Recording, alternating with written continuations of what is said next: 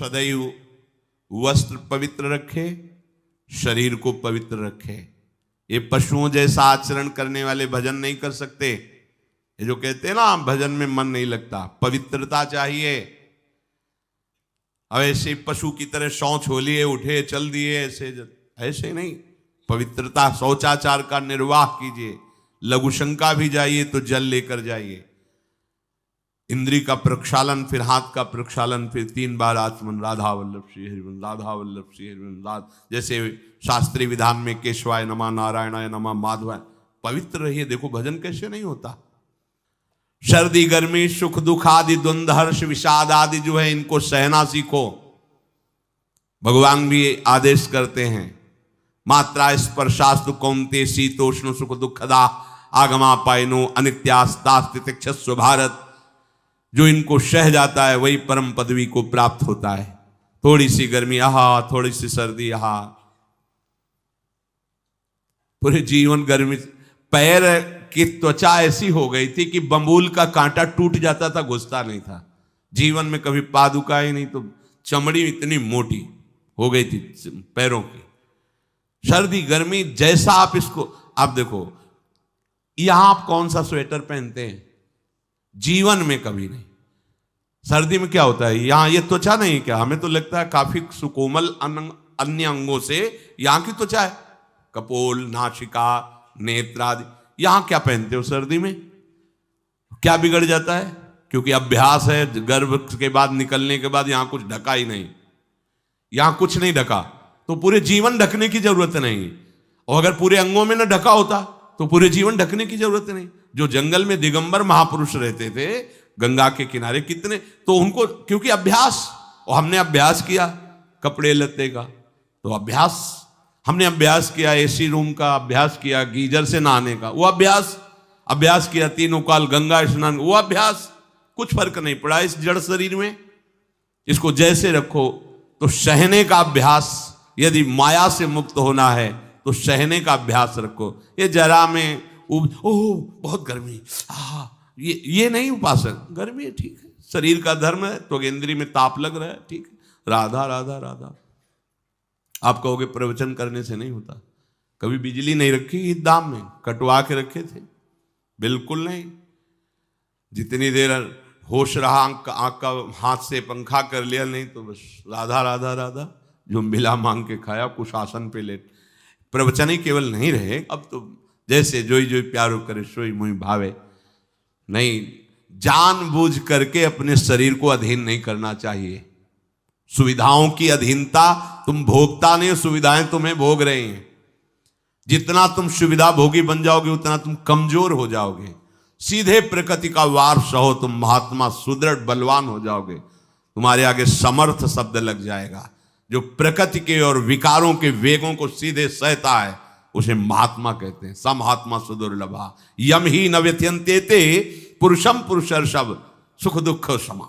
जिसका सुख दुख समान भाव, किसी भी वेग की व्यथा से हृदय व्याकुल नहीं होता, वो भगवान को प्राप्त करने का अधिकार प्राप्त कर लेता है। इसलिए सहनशीलता। सर्वत्रात्मनेश्वरान वीक्षाम कैवल्य मनिकेतताम विवक्त चीर वसनम संतोषम एन केनचित। ये ध्यान रखो कि तुम कभी प्रभु से अलग नहीं हो। सर्वत्र भगवान हैं तो यहां भी हैं, सब समय में हैं तो इस समय में भी हैं, सब में हैं तो हम में भी हैं, सबके हैं तो हमारे भी हैं। हम कभी भी प्रभु से बिलग नहीं हूं। एकांत सेवन तुम्हारा स्वभाव बन जाना चाहिए। चाहे जो हो, थोड़े समय के लिए तो एकांत बैठो। एकांत मिला तो मोबाइल का संग कर लिया, एकांत मिला तो मित्र बना लिए, बैठ के प्रपंच वार्ता कर रहे हो। नहीं, अगर भगवत प्राप्ति करनी, माया मुक्त होना है तो एकांत एकांत ही होना चाहिए। भले 100 लोग हैं, हमारा किसी से कोई संबंध नहीं, और हम बैठे हैं अपने आराध्य देव के चिंतन में, हम एकांत हैं। और गुफा में बैठे हैं, शरीर एकांत है, मन से चिंतन संसार का हो रहा है, प्रपंच में है, एकांत में नहीं है। एकांत शब्द का अर्थ समझना चाहिए। हम एकांत को सीधे गुफा या कहीं एकांत ऐसे, एकांत का अर्थ है एक के सिवा दूसरा कोई नहीं, अर्थात एकमात्र भगवत चिंतन में डूबा हुआ उपासक। बाजार में बैठा हुआ भी एकांत है, सभा में बैठा हुआ एकांत है, और प्रपंच का चिंतन करने वाला बंद कमरे में भी प्रपंची है, गुफा में भी प्रपंची है। जहां आप रह रहे हो उसे ये मेरा घर है ऐसी भावना का त्याग कर दे।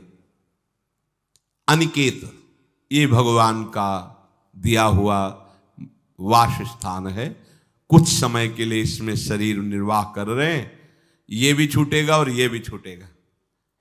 जैसे स्टेशन में बैठा आदमी आराम से, पर वो बैठा इंतजार कर रहा है कि कब हमारी गाड़ी आवे और उस पर हम यात्रा करें। बस ऐसा ही कुछ स्टेशन जैसा विश्राम है, कब मृत्यु आवे, शरीर छूटे, हम प्रिया प्रीतम को प्राप्त हो। ये न मेरा था, न मेरा है, न मेरा रहेगा। ये न मेरा था, न मेरा है, न मेरा रहेगा। गृहस्थ हो तो पवित्र वस्त्र पहने, और त्यागी हो तो जैसे मिल जाए भगवत कृपा से वैसे वस्त्र पहने। प्रारब्ध के अनुसार तुम्हें जैसी व्यवस्था मिली उसमें संतोष करना सीखो, मांग मत रखो। प्रभु की प्राप्ति के लिए खास बात ध्यान रखनी है, अपनी उपासना में दृढ़ श्रद्धा रखो और सर्वश्रेष्ठ भाव रखो, पर दूसरे किसी की भी निंदा ना करो। अगर किसी की भी निंदा करोगे तो फिर माया तुम्हें मुक्त होने नहीं देगी। मन को, वाणी को, शरीर को संयम में रखो, अर्थात भगवत भजन, भगवत वार्ता और मौन। मन का संकल्प विकल्प रहित होना, विषयों का चिंतन न करना, प्रभु के रूप का, नाम का, धाम का, लीलाओं का चिंतन करना। शरीर का शास्त्र संयम से वर्ताव करना। अब माया मुक्त होते चले जाओगे, इनमें किसी में भी त्रुटि ना हो, सावधानी रखो। अपनी इंद्रियों को सावधान रखो, किसी के दोष न देखने पावे। कोई गलत चेष्टा देखेंगे तो ये भी गलत करने के लिए तैयार हो जाएंगी। हे राजन, श्रवणम कीर्तनम ध्यानम हरेरद्भुत कर्मणः जन्म कर्म गुणानां च तदर्थे अखिल चेष्टिता।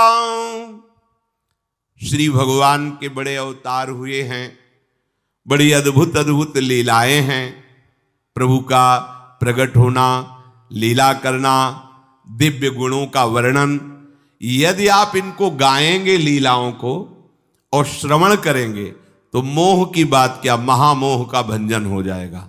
बड़ी सामर्थ्य भगवान के चरित्रों की, महिमा बड़ी है। अगर इनको आप सुनेंगे, बार बार सुनेंगे, तो आपको और कोई साधन करने नहीं पड़ेंगे, अपने आप सब साधन प्रकाशित हो जाएंगे।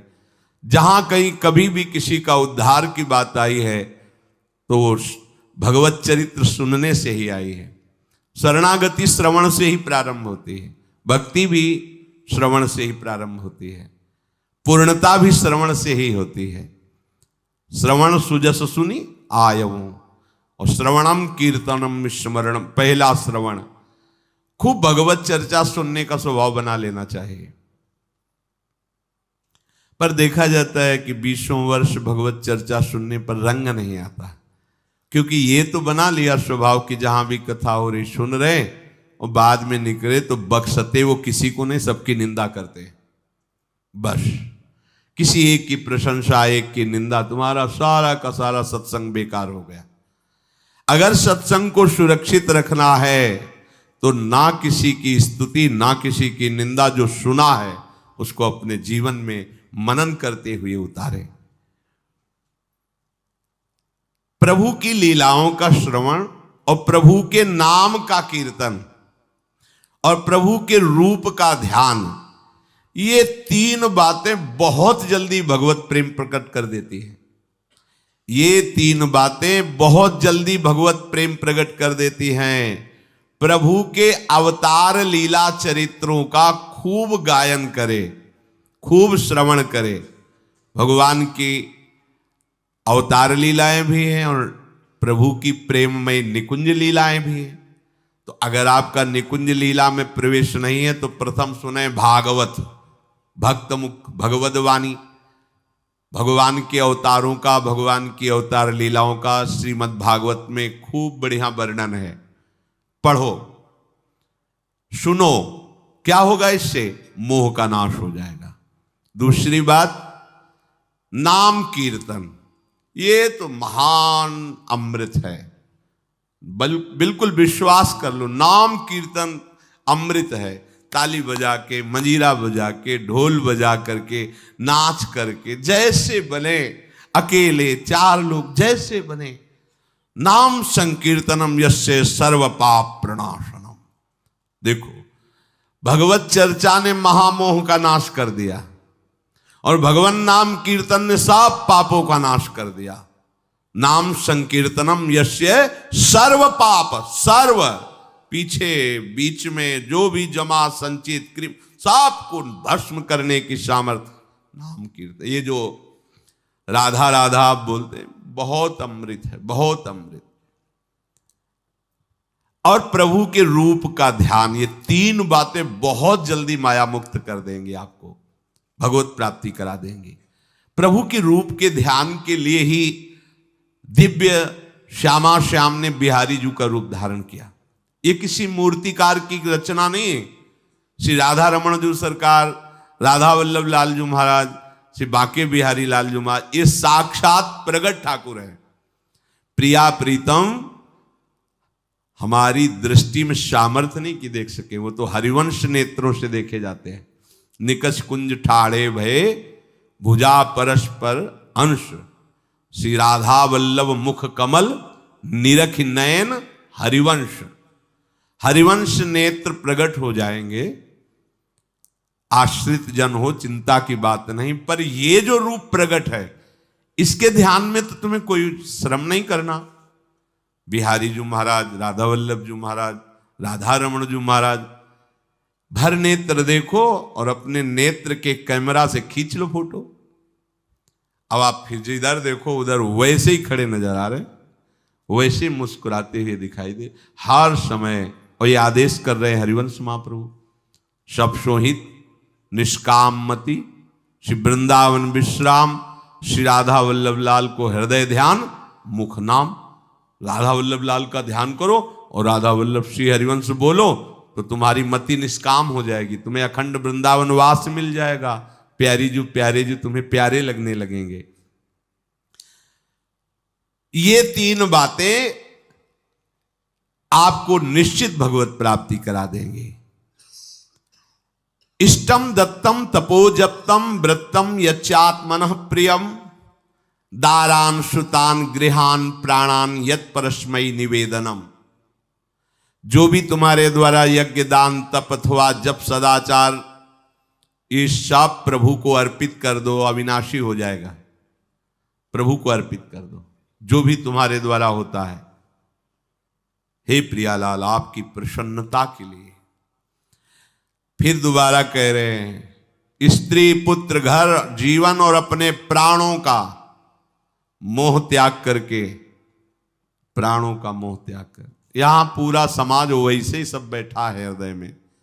देखो, जिस मार्ग में चलना उसे समझो।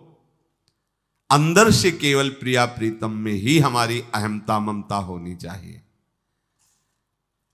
प्रभु सच्चिदानंद श्री कृष्ण चंद्र जी को अपना प्राण प्रीतम मानने के लिए ये जितनी जगह आप अपनापन किए हैं समेटना पड़ेगा।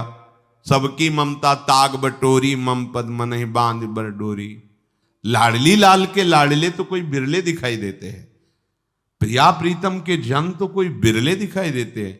नहीं धन बल, परिवार बल, बुद्धि बल वही घसल करके चले जाते हैं। अरे यहां तप बल भी काम नहीं करता, और बल तो जाने दो। यहां हारे को हरे नाम, हार गए, गले पड़ गए। गले पड़ जाओ, बढ़िया इसी जन्म में कल्याण हो जाएगा। गले पड़ जाने का मतलब, जैसे कोई गले पड़ रहा हो तो उसका मतलब समझते हो? मारो पीटो गाली दो भगाओ, नहीं भागे, वो गले पड़ गए। बोले अब क्या करें, गले ही पड़ गए, आप क्या करें। ऐसे ही पूज्य श्री स्वामी राम सुखदास जी महाराज कहते, श्री कृष्ण के गले पड़ जाओ भैया, इसी जन्म में तुम्हारा कल्याण, भगवान के गले पड़ जाओ। गले आप तो जैसे भी अब आपके हैं, अब तो हम खूब हल्ला मचा कहेंगे कि राधा वल्लभ लाल के हैं, तुम्हें अपनी इज्जत बचा लियो तो सुधार लो हमें, समझ गए, ये गले पड़ ला। हाँ कहावत, लंबा तिलक लगाएंगे और जय राधा वल्लभ लाल की बोलेंगे, और आपके लायक तो हम हैं नहीं। अब आपको अपने लायक बनाना कि आपका दास कैसा होता है, तो आपको बनाने के लिए कोई मशीन की जरूरत नहीं, आप ऐसे बना दोगे, बना देना। अब आपके गले पड़ गए, आप ही हमारी इज्जत हो, आप ही हमारे जीवन हो, अपनी इज्जत संभालनी हो तो हमें संभाल लेना। वो संभाल लेते हैं, वो मच्छर को ब्रह्मा बना देते हैं, घोर पापी को ब्रह्म ऋषि बना देते हैं, उनके लिए कोई दुर्लभ बात नहीं। पर जब तक अहंकार है तब तक उनकी तरफ से ये प्रोसेस शुरू नहीं होता। जब हार गया और गले पड़ गए, फिर वो बड़े बड़े महात्माओं के द्वारा भी बंदनी हो जाते हैं। यदि इसी जन्म में भगवत प्राप्ति करनी है तो ये काम तो आपको बड़ी जल्दी कर लेना है। जहां जहां हमारी ममता है उसे प्रभु के चरणों में लगानी ही पड़ेगी। चूक करोगे, वही ममता की डोर मन को घसीट लेगी और अगले जन्म का विधान बना देगी। यदि आपको इसी जन्म में भगवत प्राप्ति करनी है तो सबकी ममता ताग बटोरी, मम पद मन ही बांध बरटोरी। एवं कृष्णात्मनाथेषु मनुष्येषु च सौहृदम परिचर्याम चोभयत्र महत्सु नृषु साधुषु। और ये सब सहजता पूर्वक तब हो जाएगा जब किसी संत महापुरुष का आश्रय ले लोगे। जिन संत महापुरुषों ने अपने समर्पण के प्रभाव से, भजन के प्रभाव से सच्चिदानंद भगवान श्री कृष्ण को अपनी आत्मा के रूप में साक्षात्कार कर लिया है, यदि उनसे प्रेम हो जाए, संतों से प्रेम होना संतों से बड़ा कठिन है। अभी कोई मुस्कुरा के तुमसे कह दे कि कई दिनों से हम तुम्हें देख रहे थे या देख रही थी, बस तुम्हारे मन को कोई निग्रह विग्रह करने की जरूरत नहीं, वो घसीट जाएगा। वो बड़े भाग्यशाली हैं जिन्होंने संतों से प्रेम किया। यहां कह रहे हैं ये जितनी बातें बताई गई, दया, तितिक्षा, मौन, मनोनिग्रह, इंद्रिय निग्रह, परिवार की ममता का त्याग, भगवान से अपनापन, भागवत धर्म का प्रादुर्भाव होना, ये एक साथ सब हो जाएंगे। केवल तुम्हें गुरु चरणों से प्रेम हो जाए, संत चरणों से प्रेम हो जाए, क्योंकि उन्होंने सच्चिदानंद स्वरूप भगवान कृष्ण को अपने प्रेम बल से अधीन कर लिया है। यदि परोपकारी संत जनों से हमारी प्रीति हो जाए तो हमारा स्वभाव बदल जाएगा। संतों से प्रीति है, ये तुम्हारे स्वभाव से परिचय मिलेगा। क्या? परस्परानुकथनम पावनम भगवद्यशः मिथो रतिर्मिथस्तुष्टिर निवृत्तिर्मिथयात्मनः। जब संतों से प्रेम हो जाता है तो स्वभाव बन जाता है क्या? भगवत चर्चा करने का।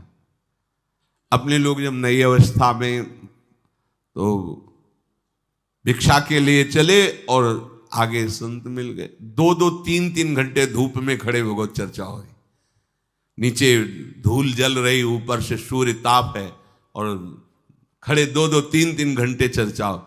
शाम की किसी बात पर छिड़ गई तो ये शास्त्र 12-1 रात्रि के बज रहे, वो प्रसंग पूरा और उसका निर्णय, रात दिन उसी की चर्चा। स्वभाव बदल जाएगा, कुछ और अच्छा नहीं लगेगा। परस्परानुकथनम पावनम भगवद्यशः, परम पवित्र करने वाले भगवान की बातें वो परस्पर करने लगते हैं। यदि संतों से प्रेम नहीं तो जहां दो मिलेंगे वहां संसार की वार्ता होगी। संत प्रेमी जब मिलेगा तो भगवत चर्चा होगी। ये पहचान है, परस्परानुकथनम पावनम भगवद्यशः। आपस में इकट्ठे होकर नाम कीर्तन करना, भगवत चर्चा करना। पर मिथो रतिर, जो प्रपंची लोग हैं उनसे उनका संबंध नहीं होता। मिथस्तुष्टि, जो भोगी लोग भोगों में सुख प्राप्त करते हैं, उपासकों को उसमें नहीं। जब भगवत चर्चा होती तो ऐसी तृप्ति होती, 1 घंटा चर्चा हुई, आनंद मगन हो गए, आहा आज हमें प्रभु का यश सुनने को मिला, आज भगवत भक्त का संग, हृदय पावन होने लगता है। आध्यात्मिक शांति का अनुभव उन्हीं उपासकों को होता है जो प्रपंच वार्ता न करके परस्परानुकथनम पावन